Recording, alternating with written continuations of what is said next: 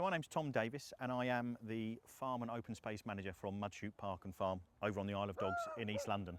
And we are a 32-acre rare breeds approved city farm that's open to the public 24 hours a day, 365 days a year, free for people to get into. And this project that we're part of here, working with the City of London Corporation for this conservation grazing project. So these are rare breeds, two rare breeds. There are 68 native breeds of sheep in the UK. That's more indigenous sheep breeds than any other country in the entire world. And the ones with horns, these lovely ladies with the horns here, they're a breed called the Norfolk Horn.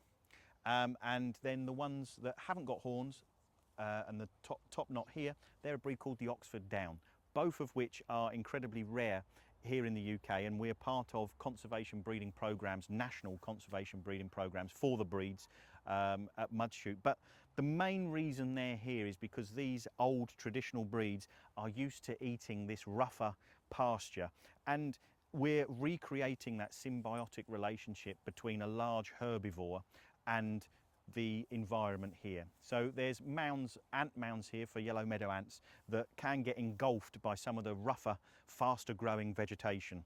And rather than do it mechanically with strimmers or mowers, the sheep come in, clear the mounds, which also makes the airflow better for the actual ant hills, but also in turn then helps the animals on the next level of the chain up from the invertebrates, because the yellow meadow ant is a food item for the green woodpecker. So, you know, it's a very, very symbiotic relationship, and all we've done is add back in the large herbivore, when years and years ago it would have been red deer, and even after that there would have been sheep and cattle that would have stopped off here on their way into London to Smithfield markets and stuff like that. The drovers would have driven them in, and these great big expanses of open space within London would have been where they would have stopped and grazed and then carried on moving in. For people around in Hampstead, it's quite a special thing when the sheep come, so we expect a lot of people coming and wanting to see them. So how do they treat them? How should they behave around them? And you know, how used to people these sheep So at Mudchute we welcome 220,000 visitors a year. So these sheep are used to seeing people, but the whole thing is here they've got a job to do. They're eating this down over the course of 10 days for a purpose. You know, so we wouldn't want people to bring food to feed them. We don't want to, even if it's things like carrots and apples, can't do that. That's not a good thing to do. But you can come up to the fence, you can see them.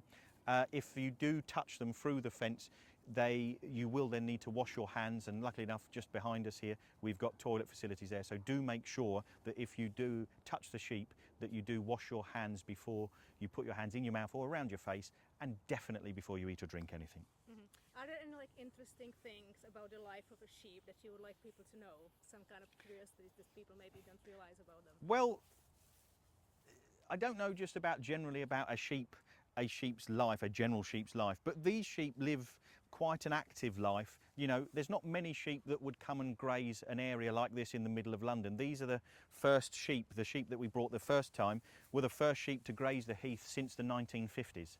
You know, they've done various different things, appeared on different television programmes over the years. You know, a lot of the time if there's sheep that appear on television in and around different programmes, it's generally sheep from Mudchute that do it, you know. So they have quite varied lives. We've provided sheep for the Chelsea Flower Show in the past. So who knows where these fantastic ladies could ever end up?